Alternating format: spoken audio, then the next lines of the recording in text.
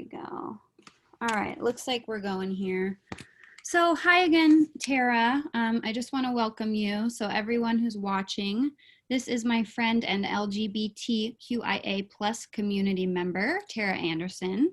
And Terra is the founder and gender and sex therapist of Embody Emerge, which is a counseling workshop, training, and business consulting firm that's dedicated to the realization of social justice causes. So hi, Terra, and thank you for joining me today as we start this conversation. I was hoping you could start just by sharing a little bit about briefly how you kind of got into this line of work. Yeah, that's a really good question. So I've been in the social justice arena for 15 years now, 15 plus years.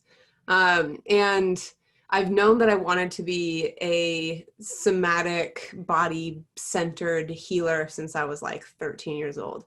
But in terms of the gender and sexuality stuff, it really happened in my early 20s when I recognized that a lot of the turmoil that I went through in early childhood had to do with being socialized female and really internalizing all of the stories that were fed as folks who are socialized female around what it means to be a woman, and internalizing that, one, those scripts that were set out for me by society, like girls wear pink, I'm going to go super cliche here, wear pink, play with dolls, go to ballet class, smile, wear dresses, look pretty, are like appease any attention, like all of those things that we're taught about what it means to be a good girl or a good woman, they weren't me. And so I had internalized this belief that I was not lovable, not worthy for who I actually was. And I had been socialized into this distorted idea of what gender was. And that epiphany came with the realization that everybody is socialized into an idea of gender and the sex binary, right? And so I'm sure we'll talk more about that. But basically, when that happened for me, once I moved through like the pangs of rage and the other feelings that came with like feeling like I had been brainwashed, basically, in some ways, I started to recognize how few people were educated about this. And I wanted to change that, especially for people in the helping professions, because queer, trans, and intersex people need support in this like very violent, unwelcoming society. And if those helping professionals that are out there and fully equipped and have great hearts aren't given this education, we don't stand a chance. Right. So yeah, that's kind of the backstory.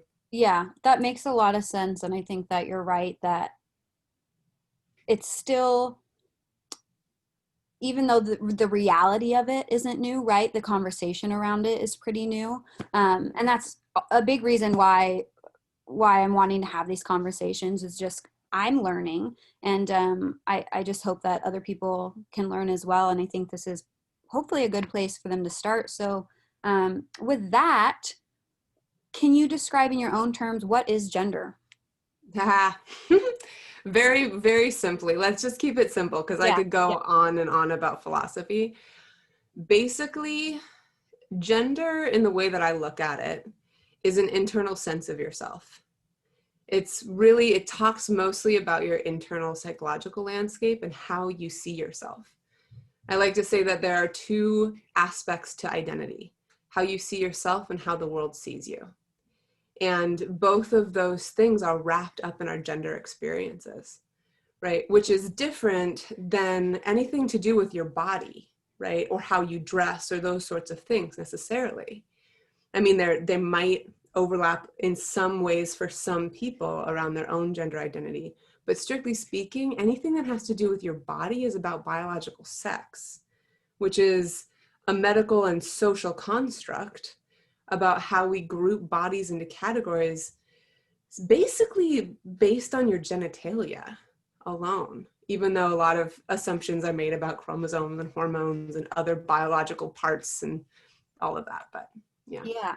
So that was actually perfect. My next question was, how does gender differ from sex and sexuality? So you touched on the sex part, right? So sex being that's purely physical, biological parts that make up this human vessel that we're in, right?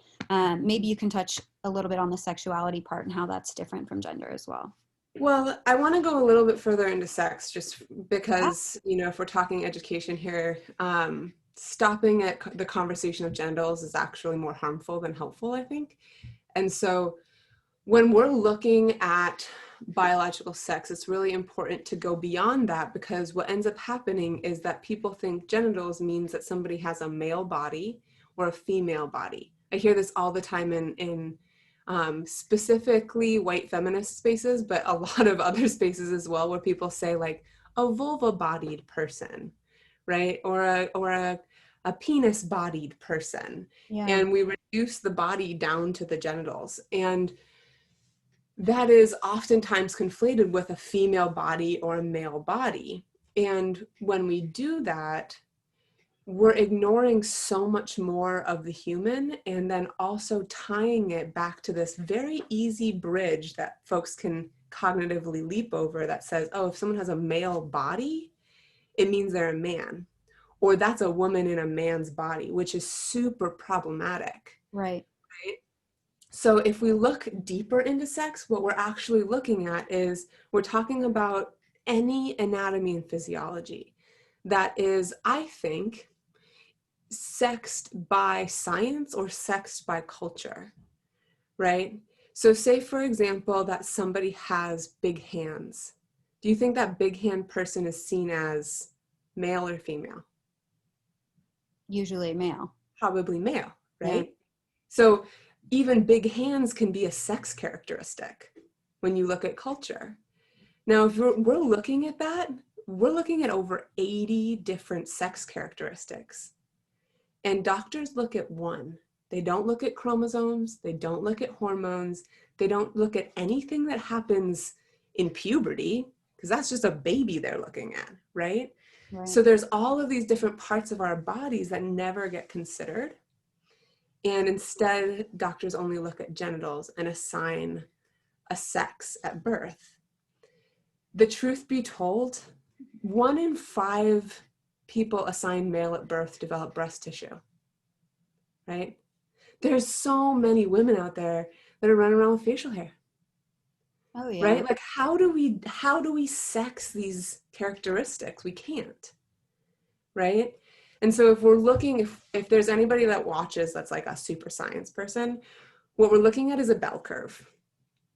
And there's a large portion of people who fall into these nicely configured boxes, or I would much rather say these violently configured boxes of bodies as 2 separate things, right? Like all of the sex characteristics look at what science would say is female. All of the sex characteristics look like what science would say is male. But there's so many people that fall outside of those boxes in some way, and they get completely discounted or shamed or told that they're less than because, I don't know, someone is extra hairy or their body fat sits on their body differently or whatever than society says it should. Yeah. No, Yeah. that's a really good way of explaining it too. And I think we'll talk a little bit more about that as well, but Cool. kind of the theme around understanding things as a lot of different things as a spectrum as opposed to A or B. Um, Right. Yeah. oh, go ahead. Can I just Yeah. spectrum things real fast? Yes. Did you know that XX and XY chromosomes aren't the only 2 configurations out there? What? Wow. They're so, yeah, chromosomes are even a spectrum, right? And chromosomes, when you look at chromosomes, there's genes on those chromosomes that configure different body parts differently than you would necessarily read about in your 7th grade science book. Like, what we are taught is so far from the truth. So far. It's So so mind-blowing. many layers, which is great and fascinating. And I love I it's just like even already you're blowing my mind with information that I didn't know. That's something else I want to mention to everyone is like, it's okay if you don't know much about this. That's why you're joining, right? Like, and this is a learning experience for me too. I have learned a lot more, even just in the past few years alone, and I still feel like I'm just barely scratching the surface of understanding. So I'm glad we can be having this conversation. So yeah, I have a list of these questions, so I want to try and like run through these too. But I'm loving all of the extras you're giving me. I think you're just kind of like a gold mine of knowledge, and that's great. Thanks. um, so let's see, where was I here? Can you define for everyone kind of what, in your terms, what transgender means and what transsex means and how they differ from one another? Yeah, totally. Absolutely. Can I backtrack a little bit and make a plug about sexual orientation? Because I dove into the sex thing and then forgot Yeah. the sexual orientation piece that you had asked. Is that Yeah. okay? Oh, yes, the sexuality. Yeah. Sweet. So let's just review. Gender's internal sense of self. Biological sex has to do with your body. Sexual orientation has to do with who or what arouses you. What are you attracted to, right? And sexual orientation is often seen as something that people wear on their bodies. Like that you can look at the way that somebody expresses their gender and assume sexual orientation. Totally. Which is not true as much as the queer community would love that to be true. It's just not. Yeah.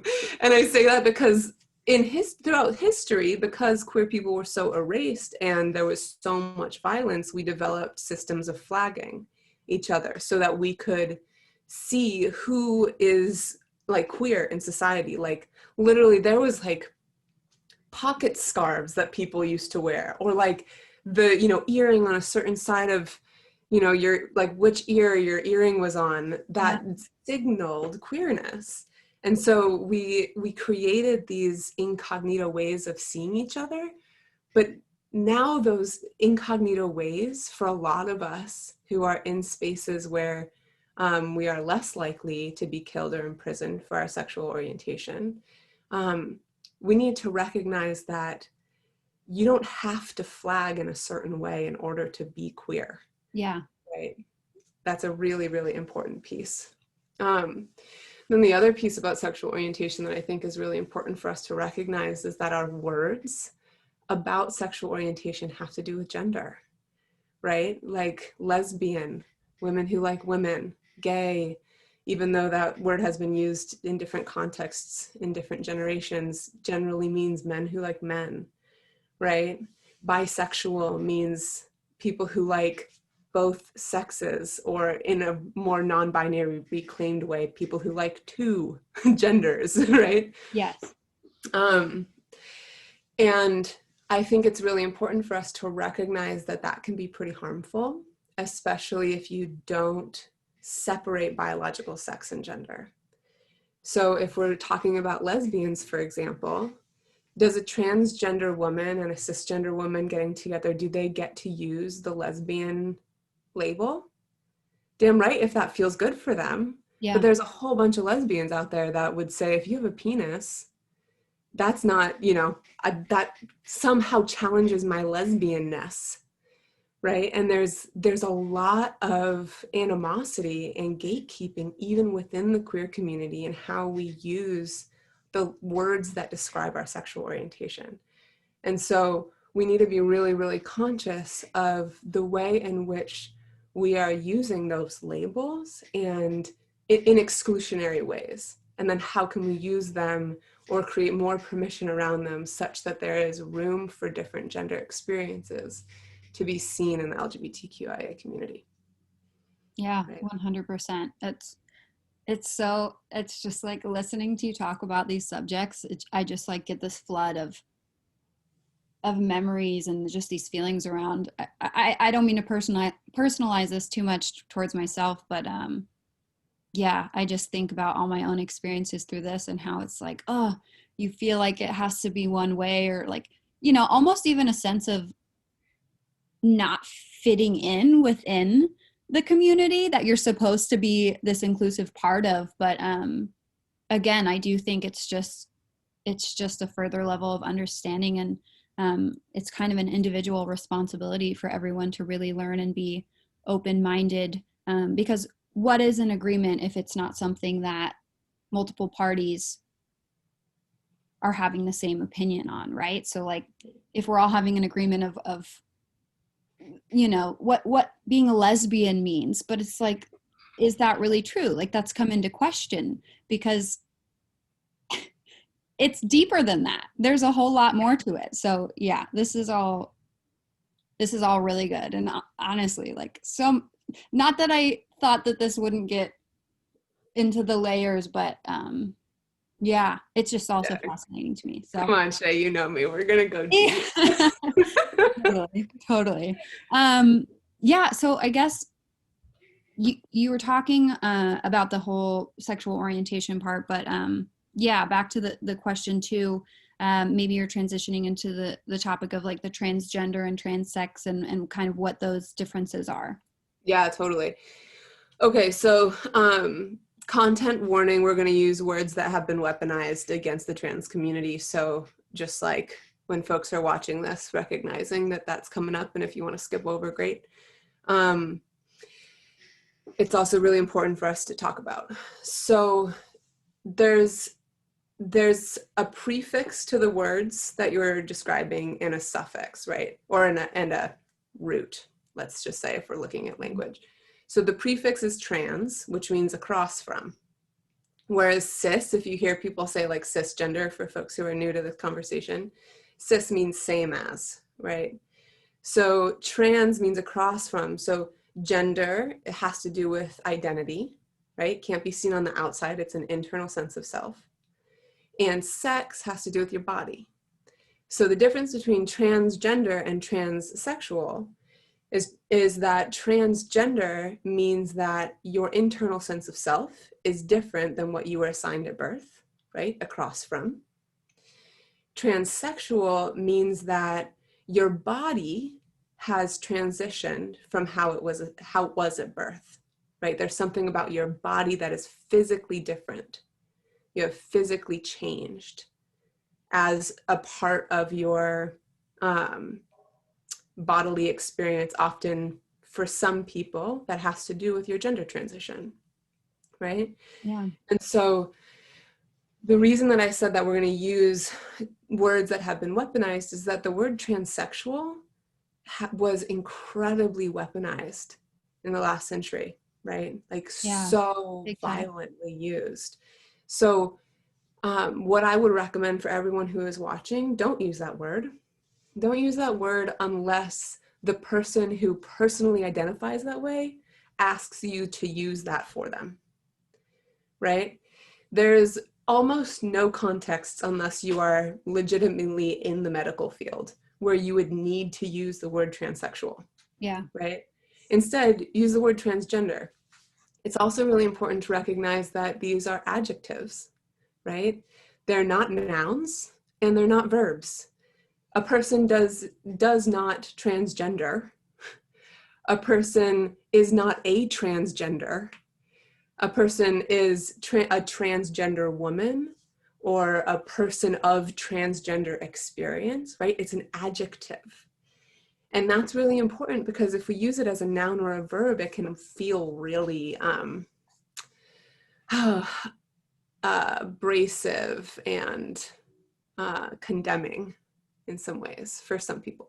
Yeah. Yeah. That's a really good point. And that makes sense. Like there's not really hardly any instance other than, yeah, a medical Mhm. profession that you would need to use that. Um, I want to go a little bit and I did let you know, some of these questions may be a little bit personal and, if you're not comfortable, totally fine, you can pass. But I kind of had a few questions just so we can learn from your experience as well. I was wondering if you would be open to just expressing a little bit about your personal discovery and exploration with gender. You did touch on it a little bit in one of the earlier questions, and maybe share your pronouns with us. Oh yeah, that hasn't happened. So I use non-binary, sorry, excuse me. I identify as non-binary, I use they, them pronouns. Those are two separate things entirely. I also don't love the word non-binary. You and I have had this conversation before, Shay. Yeah. I don't love identifying myself by what I am not, right? A lot of people love the word non-binary, so like follow your joy. For me, non-binary is like a bucket, like a catch-all term for me. I don't have words that feel really, really great still, even though I've been doing this for a really long time. Yeah, that's okay. Gender non-conforming, gender queer, uh, gender fuck, those things often feel good to me. Gender liminal is something that I recently uh, started to own, is like the space between, you know, consciousness, like being on both sides of a threshold is how you define liminal.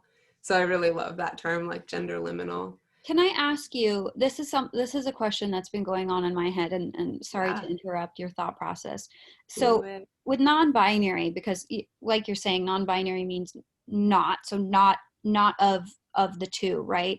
But I have met people who are non-binary, and I guess I wonder, is that a valid label to give because it means not of the two? And I'm sure that I know that there are people who feel neither male or female, man or woman, but also there are people who feel complete of the two. So I feel as though the term non-binary doesn't really do justice to that. So maybe this term that you're explaining gives a better meaning to that. Mm. Yeah.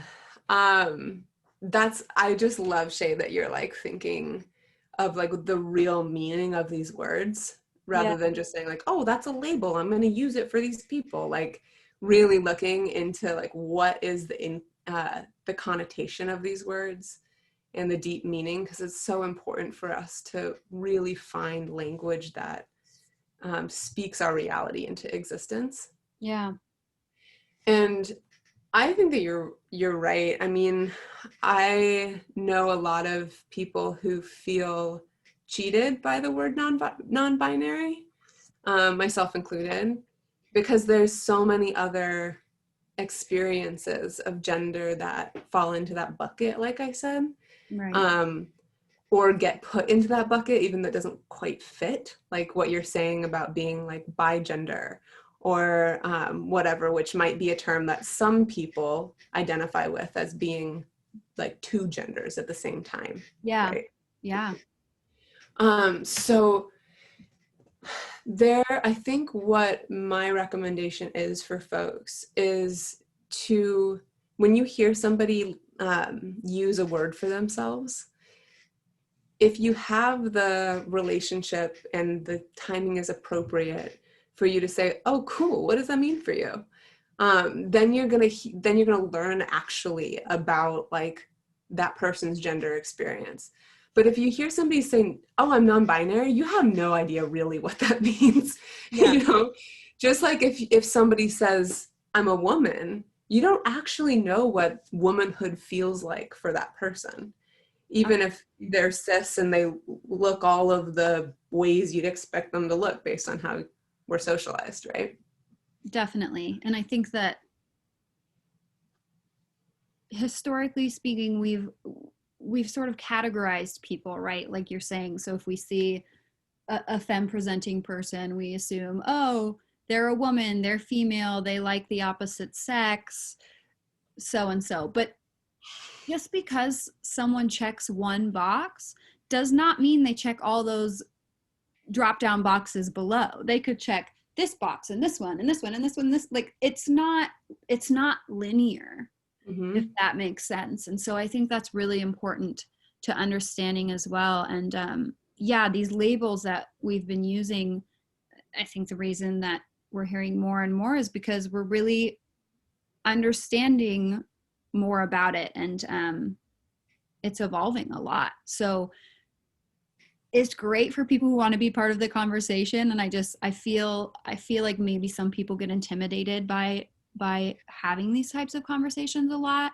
And I understand why it can seem like it's a lot of information, because it is, but any topic has a lot of information, right? But it's important. Like, we are people. People are one of the most important things in life. Some would argue the most important. So like, why can't we give ourselves the effort we deserve to understand one another?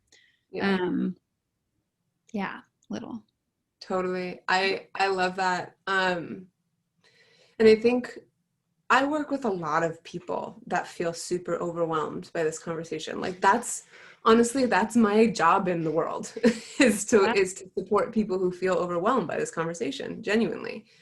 And I think if I could simplify it, the one hack I would offer is really just to be curious, right? Is to assume a general way of being that is just like, I'm going to inquire about your human experience rather than assume things about you based on how you look or the words you use, or, you know, on and on and on.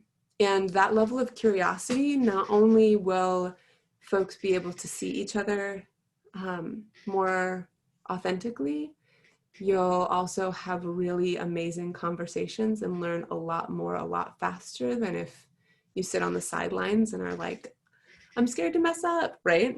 Yeah. That's real. And you'll also find a lot more color and texture to life when you approach it from a place of curiosity rather than a place of feeling like you should know, right? Like, living in the unknown is like a roller coaster ride all the time.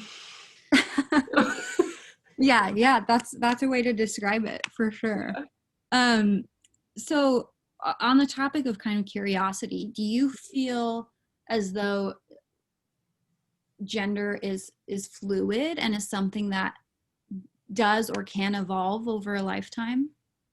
Oh yeah, absolutely. I mean, gender is one of those things that we're taught should be stable over time, right? We're taught that we should have one gender and it should be unchanging. And if it does change, that there's something wrong with you, or that you're mentally ill, or that you're attention seeking, or yada, yada, yada, all of the ways that you can discount a person, Yeah. right?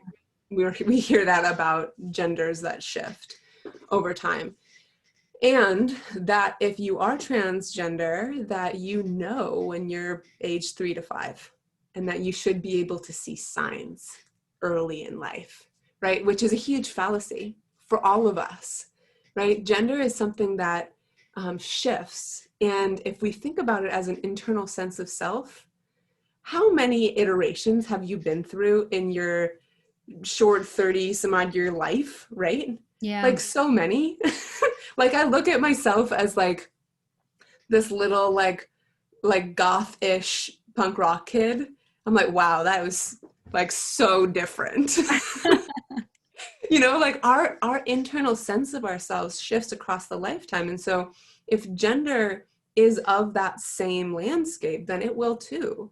Yeah. And even the way that we experience our genders, even if the words that we use don't change, will shift across a lifetime, right? Like, the way that a person experiences, like a cis woman experiences what it is to be a girl at age 10, is going to feel very, very different than what her womanhood feels at age 75, right? Yeah. Like, our gender experience will absolutely shift, and there's so many things that contribute to that.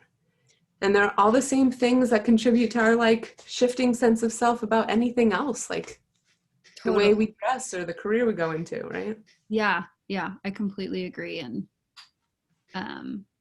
it's so, I didn't always feel that way. I mean, I remember even when I first came out, I was getting a lot of questions of people saying, and you know, not that I'm putting the blame on them, they're just trying to understand as well, but you know, saying, oh, you've dated men previously, right? So, oh, so you're bisexual. And I said, well, no, I, I'm not, because I what I recognized myself at the time was as lesbian, because I felt that at that point in time I was only attracted to women, or what my understanding was of women at the time.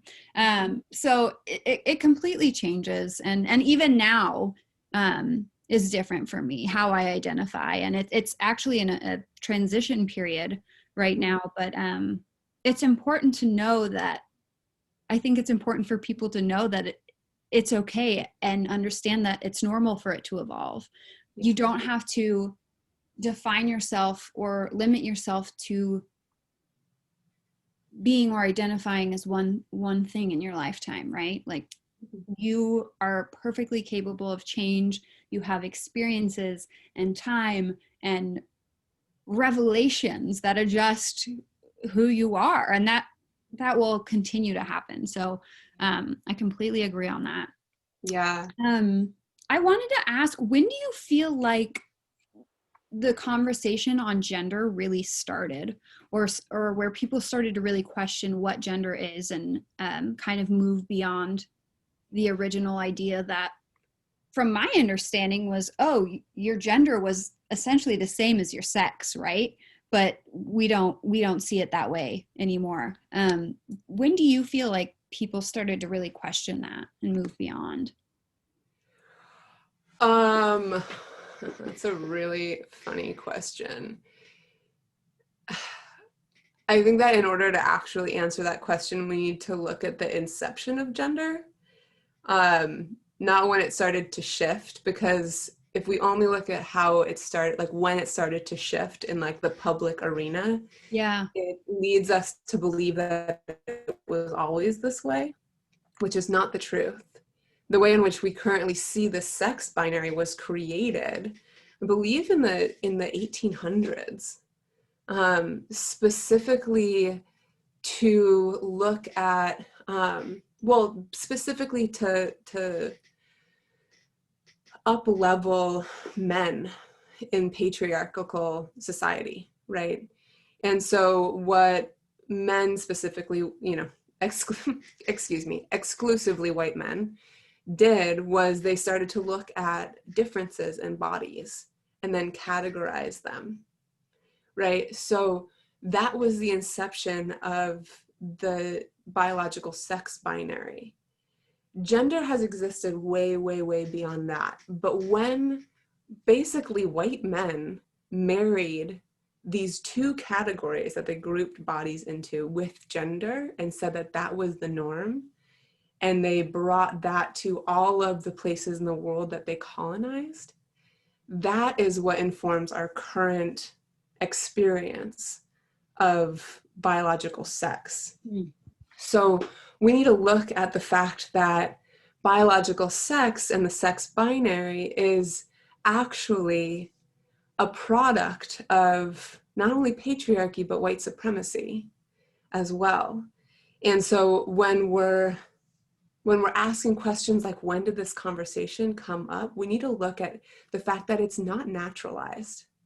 Like, Yeah. it's not actually that this is the natural, that the sex binary is the natural state of things. It's not. It's created to uphold a bunch of nasty social hierarchies, right? Yep. So lots more to say about that.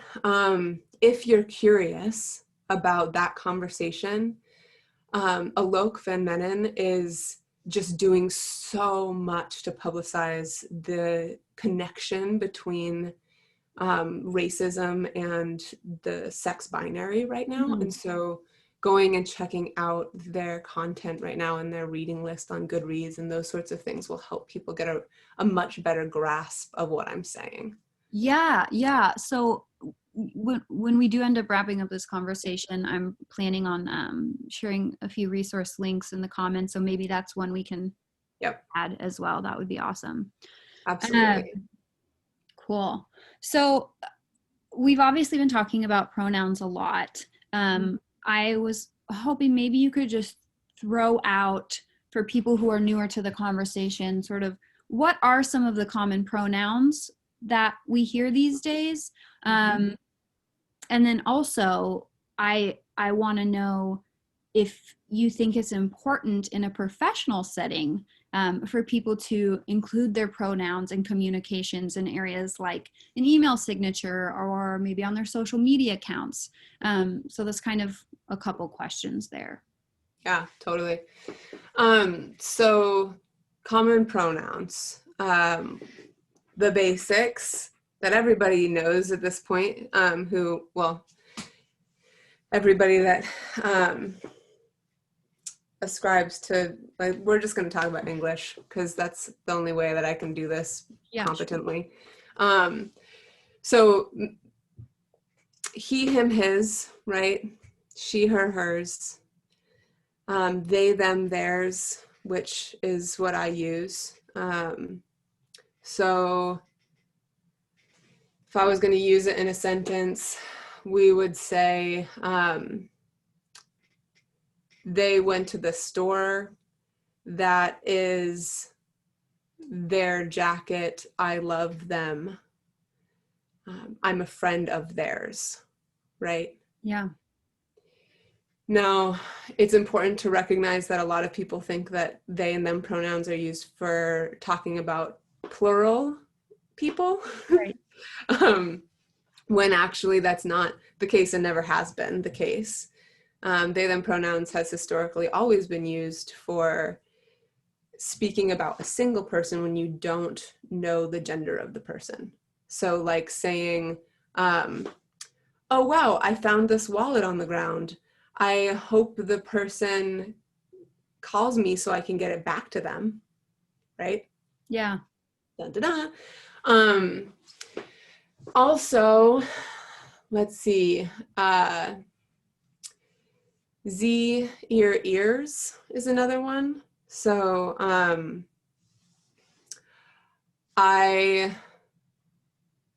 Z is my friend. I love Zir. That is Zir jacket.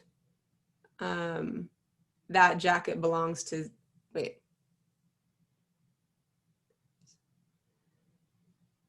That jacket is Zir's. There you go. Yeah. So that's a good one. There's also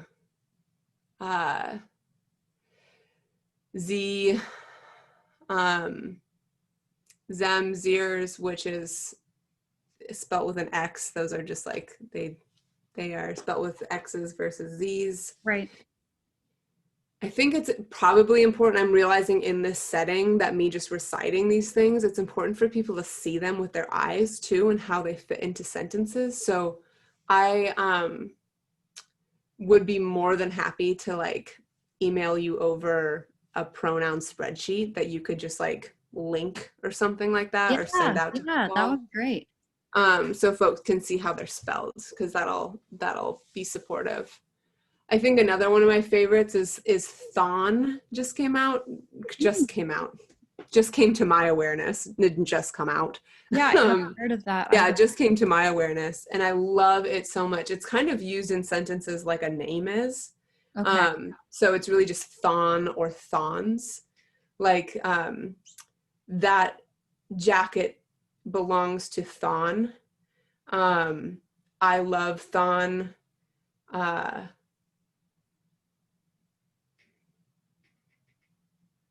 Yeah. No, that's awesome. I'm just kidding. That's exactly the list and So many. a couple more that I was looking for. So, So many. yeah, and then so with pronouns, I guess both in a professional setting and in a personal setting, do you think it's important to uh, publicize pronouns on social media accounts, any type of communications, etc.? And why or why not?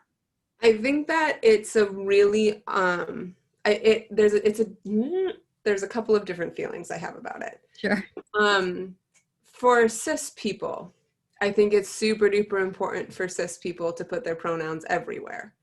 The reason being is that it flags that you know what pronouns are and that you're interested in having pronouns be respected. Okay. Now, for trans people, there are a couple of different feelings that I have about it. I think that mandating pronouns can create a kind of dysphoric experience for some trans people. If they're in a situation where the pronouns that they use don't feel safe to divulge to the group. Yeah. Right? And so mandating pronouns in a setting like that requires the trans person to say, actually, I'm not going to be honest and I'm going to ask people to misgender me, which sucks. It sucks. So ideally, we would get to a place where if you don't know a person's pronouns, you use their name, right? Yeah. And I think because we're not in that place and because pronouns get assumed so much, most people say we should just be mandating them for everybody, while also recognizing that it can be a safety hazard for some folks. And it's really, really, really vulnerable for a lot of trans people to share their pronouns in spaces that they're not sure are going to be safe for them. So I think just looking at both sides of that equation is important for us to make an educated decision about policy and those sorts of things. I think that's a really good call out. And that's actually not something I had really thought about. So it's learning for me. As far as see, because we think of it as like a tool to support, right? Like, okay, we can have people understand, people can properly gender one another, but like you're saying, it can also be the opposite of that. It can be in a vulnerable situation, something that can be used against or just feel completely uncomfortable or unsafe in a certain space or situation. So yeah, I'm glad I asked that. So you lightly touched on this, but I wanted to ask if you could give me an example of a situation where you or someone close to you was misgendered, and kind of how either that made you feel, or how if they shared that with you, it made the person close to you feel. I know it happens a lot. So I think that sometimes maybe people don't realize how or why that can be offensive. So I guess just focusing on the feeling will maybe make people empathize a little more. Yeah. I'll just stick with me because it happens to me like all the time. Sure. Most days. Thank goodness not as much these days because I don't leave my house. COVID. Very interesting relationship to a pandemic and like the mental health of transgender human beings for lots of reasons, but that's an interesting one to think about. So there's an analogy that goes around in this conversation about paper cuts. Like being misgendered the first time in a day feels like a paper cut. But by the end of the day,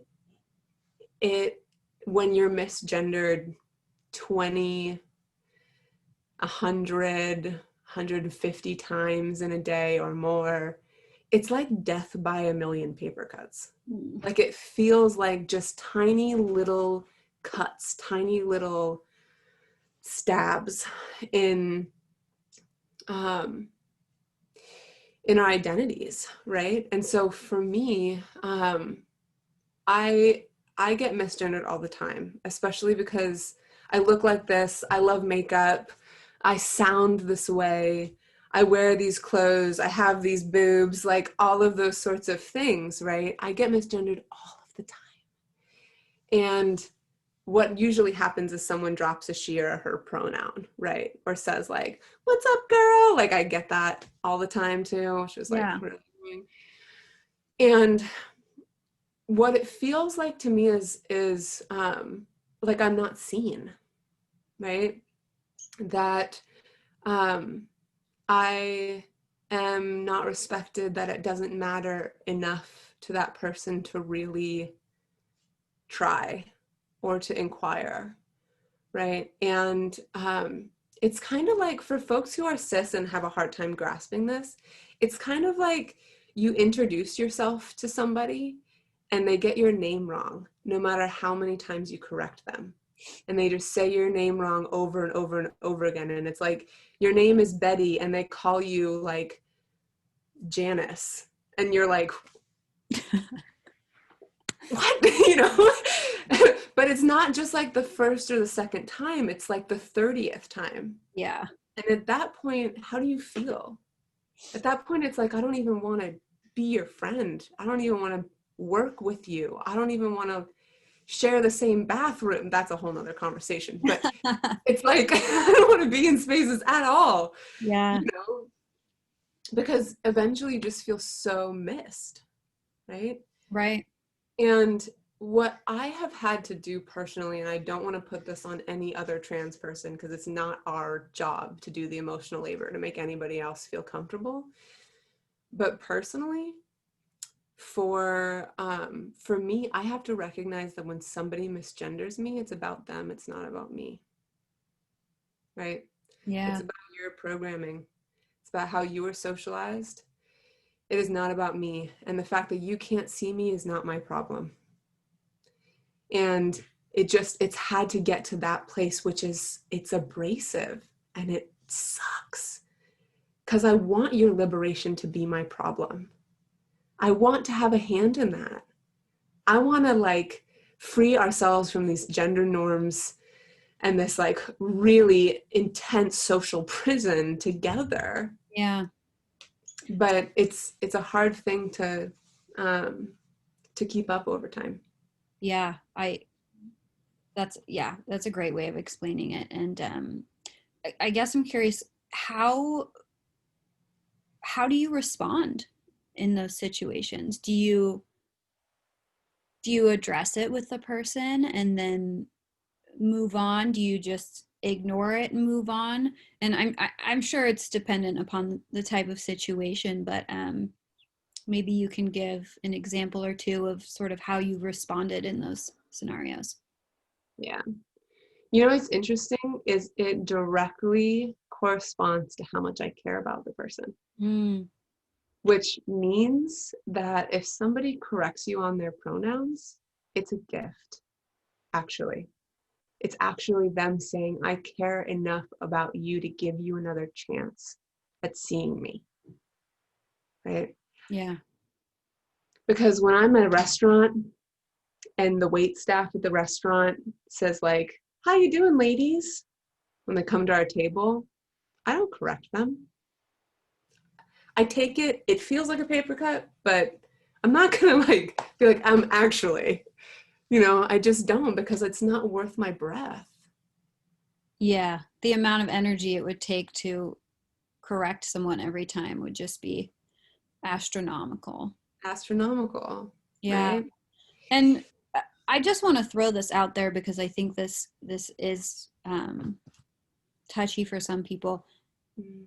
I am guilty of having had misgendered people before. It Oh, yeah. happens. It happens sometimes, and I think that you're being perfectly accurate in the sense that it's about seeing someone for who they are and having respect for someone.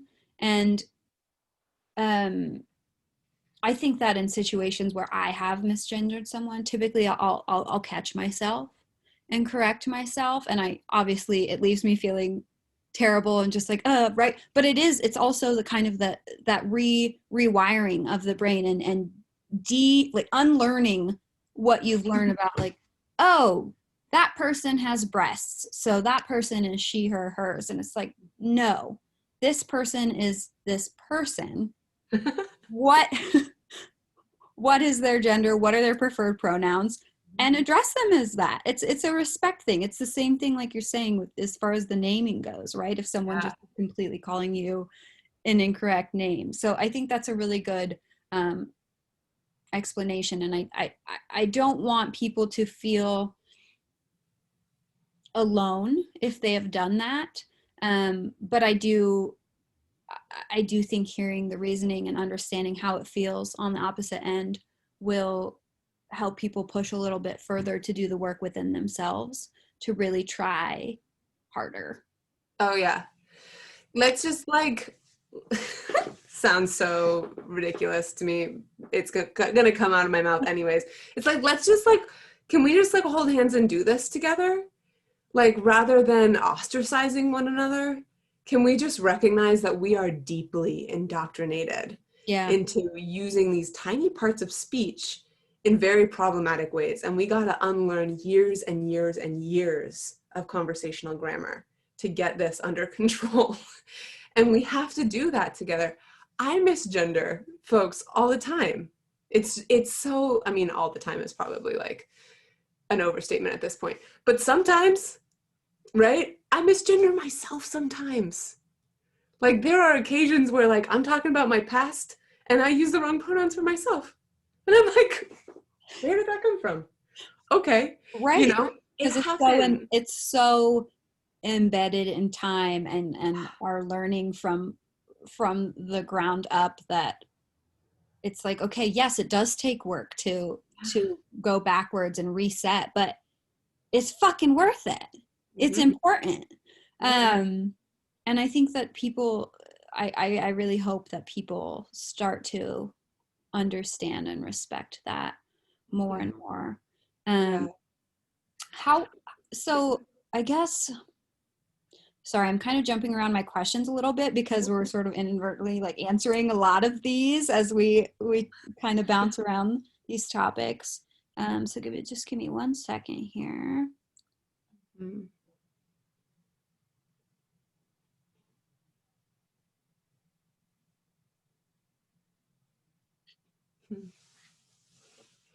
So I guess maybe now I kind of want to shift into sort of another zone of this. I've kind of broken it down into my general categories, but I want to chat a little bit on gender and children. Ah, okay. Yeah. Um, so I guess more widely speaking, why do you think it is that so many people reject the idea of gender beyond their understanding of kind of what is tied to their sex? Mm. Will you rephrase the question for me or just say Yeah, I think that why do you feel it is that some people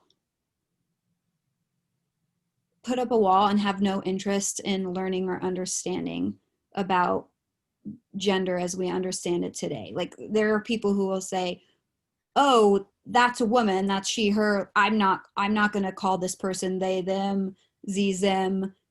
whatever pronouns they go by." They just completely reject it entirely. And I'm just curious what your opinion is on why you think that is.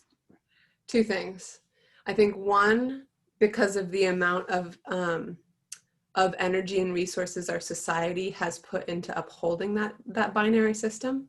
Mm. So it has to do with like how much society and our culture has invested in it. Two, I think it's about how much we personally have invested in it. Like how much of ourselves do we disown to uphold gender roles?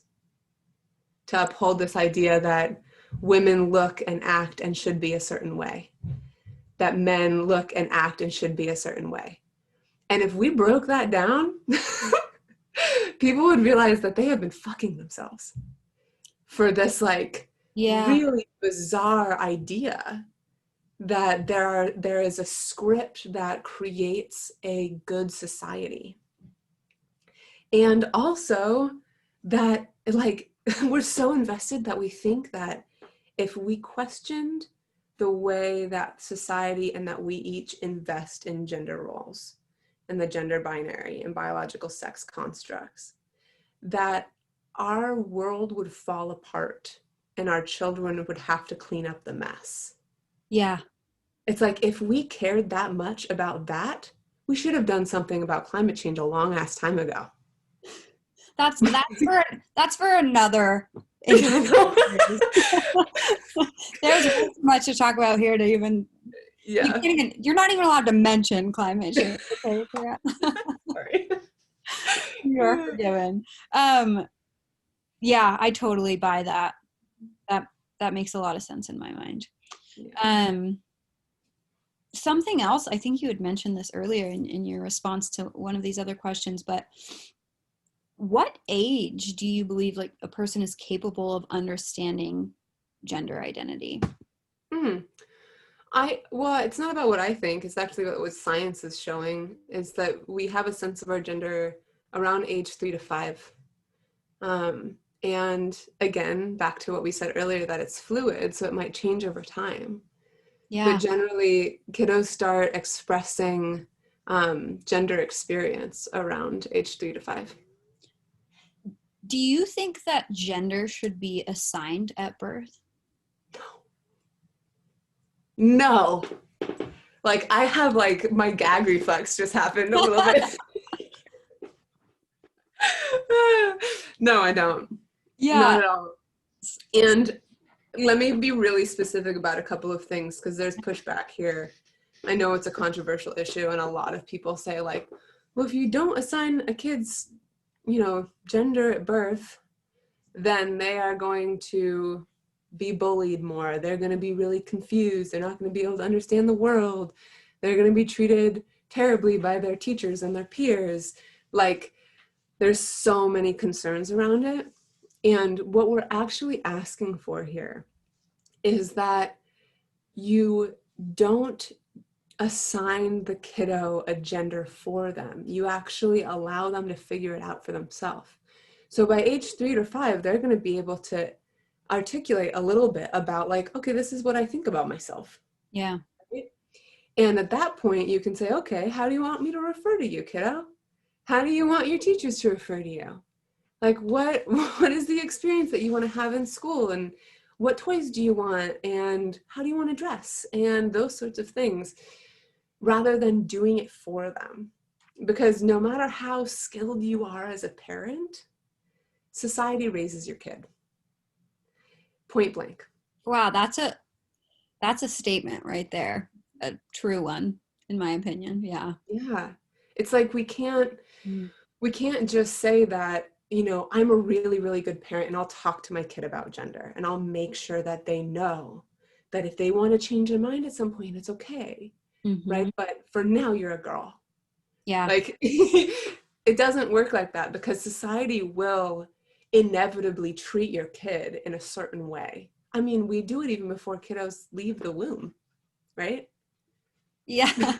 It's like, I so I was having I don't know if it was with my coworkers, we were having a conversation, but we were just laughing about we have this day and age we have a lot of parties for a lot of things, and I'm all for some of the ideas seem silly, but I'm all for getting together with people and celebrating something you're excited about in life, right? I think that there's no problem with that. But we were talking about gender reveal parties, and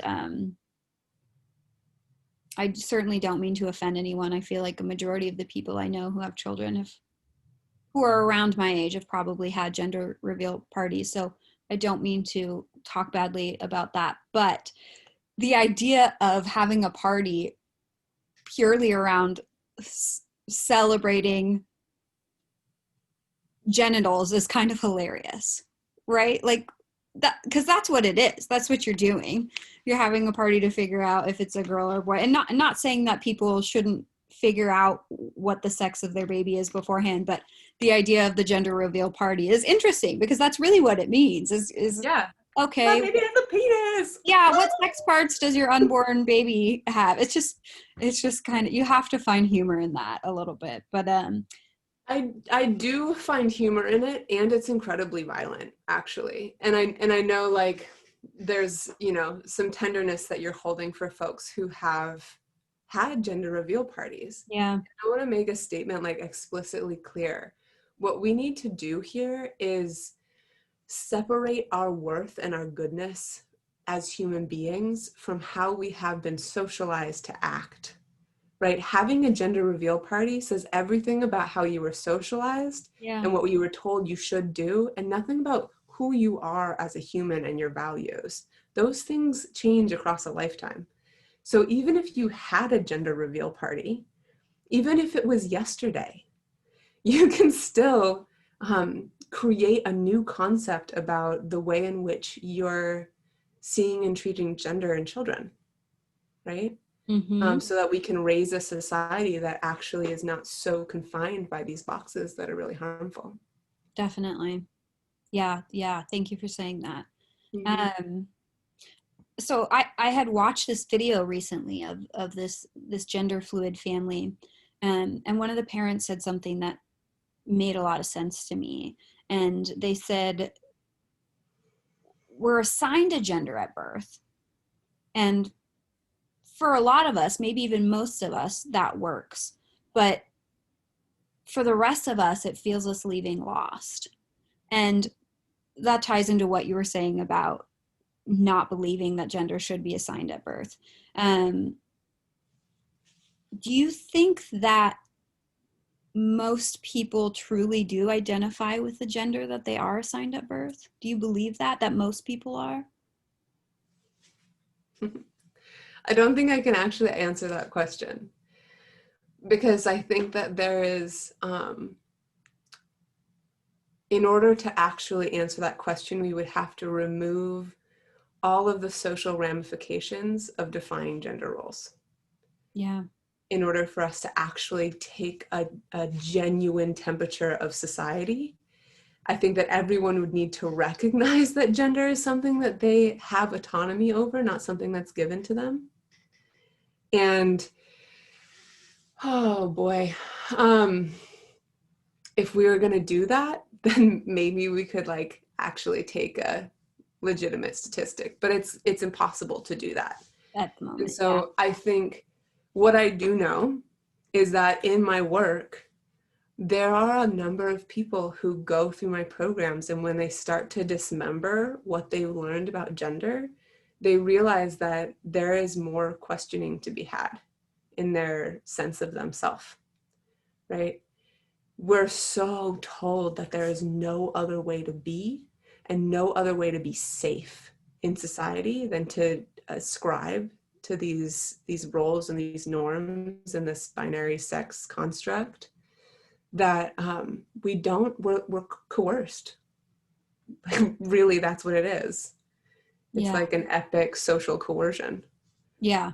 It Yeah. really is. Um, so kind of rolling into the next thought then is, do you believe if that gender was taught to everyone from birth as a spectrum, which is how I see it, do you think that we would see a far more diverse community of gender identity? Mm. Um, yes, but I think that we need to move away from looking at gender as a spectrum as if there's two polarities, to looking at it more like a galaxy that's like a three-dimensional space, or maybe even a four-dimensional space, Yeah. for us to actually include genders that are both and or neither, right? Or some other version of fluidity, right? And so but that aside, if we were taught about gender in a more accurate way for how the human experiences gender than just a binary or something that is inherent or something that is stagnant and unchangeable, then I absolutely believe that we would see more. And I don't think that I just believe it. I think that we're actually starting to see it happen before our eyes too. Is like our children in this generation right now are the most genderqueer generation that Western civilization has seen. It's like, it's amazing looking Oh, at the right. statistics. Yeah. Yeah. Wow. Yeah, this is great. I mean, even in this conversation, you're stretching my mind in so many different directions too, but it's all wonderful. It's like just when I think I'm like, okay, I understand this to here because it's further than what I understood before, and then I think I'm to this destination and no, not even close. But it's all wonderful to learn about. How do you see or how do you think gender and the conversation of gender around gender will continue transforming over time. It's sort of might be a little bit vague, but take it as you will. Okay. I'm going to answer that question more as what I would hope, like the ways I hope it will transform. I love it. Let's hear it. Yes. I hope that the ways that it transforms is that it becomes more intersectional, so that we're not just looking at gender as if it is a siloed concept that isn't impacted by race or ability or class or any of those other parts of ourselves, right? But rather that it is something that is in conversation and in communication and dancing with all of us. Because the truth of the matter is we are intersectional human beings. And when we just talk about gender without also talking about race, without also talking about ability, without also talking about body size, what ends up happening is that we get a white supremacist, able-bodied and minded Western beauty standards version of gender. And it perpetuates itself, because the truth, like I alluded to earlier, is that race and gender in particular, and all of these other things are too, they're intertwined and they uphold one another. So we can't just evolve the conversation about gender as if we could talk about just manhood and womanhood and being non-binary and pronouns and those sorts of things. We have to also look at racism. We also have to look at ableism. We have to look at classism. We have to look at all of these different pieces in order to truly see how to liberate from an intersectional place. And that's what I want to see happen, is not just this, like, let's blast off into the white gender binary or gender galaxy. Like, that's uninteresting to me. Yeah, you're so right. Everything is so intertwined, and there's so much to tap into there and start understanding, which will be great because I'm on a journey to learn more about a wide array of topics. And this has been awesome because even outside of, our personal conversations, this is really, I feel like, elevated my understanding. So I guess sort of to start to wrap up is what main points or takeaways from this conversation do you want people to remember? If they, we've been on this call for about an hour or so. If you had to narrow it down, what primary takeaways do you want society, or rather specifically the people watching this video, to remember about gender? Stay humble and get curious, rather than assuming and thinking you know things. Also, quit beating yourself up for not knowing all of it, or for feeling behind the curve, or for being concerned that you're going to say or do something wrong that's offensive. Only beat yourself up to the extent in which it keeps you in the conversation. The moment it has you check out, quit and then re-engage.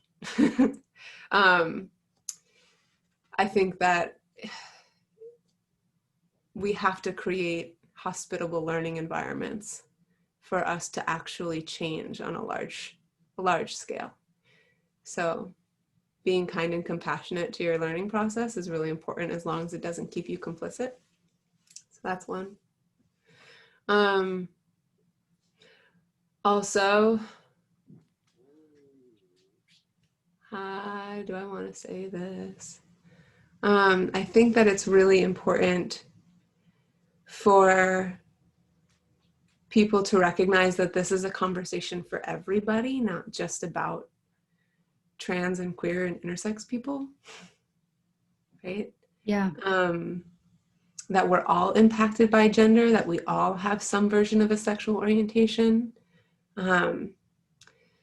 that, we all have a body, and this impacts every single one of us. And so every single one of us has skin in the game. Um, yeah, I think those are the big pieces. There's more, but let's just leave it at that for now. Those are several fantastic pieces of advice. So thank you. Um, my last question I want to ask is, what advice would you provide in this moment to someone who is maybe questioning their gender identity for the first time? Mm. Go slow and be really, really, really gentle with yourself. I also want to say that any words that you choose to use for yourself, any pronouns that you choose to use for yourself, don't have to mean anything about your past selves or your future selves. Just try it on and see if it makes your nervous system relax and makes you feel more like you. And if it does, that's true for today. Okay, great. If it doesn't, toss it out and try something new. I also want to say that words suck and they also are liberating at the same time. So it's okay to not have words too. So true. So true. Yeah. Awesome. Well, thank you. And to everyone watching, if anyone's watching, hopefully someone's watching, right? I did want to say that I am planning on posting some resource links in the comment section below the video. So if you're curious about finding more resources with information on gender and support services, I'll be sharing those links. And it sounds like Tara is going to be sending me a couple additional resources as well, which will be awesome. If you are interested in learning more, having a conversation with Tara, or curious about more of the work that Terra does, you can go to their website, www.embodyemerge.com. They are also on Facebook and Instagram, and I'm not sure where else you are or if that's it, Terra, but we will get you connected. So let me know. And Terra, thank Yeah, you so those much. totally. Those handles for folks who are wondering are just at Embody Emerge on all social media platforms. So super easy. Perfect. And I do recommend you follow Embody Emerge because it's lots of helpful resources, links, information, tips. Super beneficial. Tara, thank you. I know you do this as your job and you have these conversations a lot. And Tara has graciously agreed to have this conversation with me outside of their work zone. So that means a lot that you're giving your personal time to do this. So I just want to say thank you. And with that, I'm going to stop this recording. Thanks, Tara. Bye.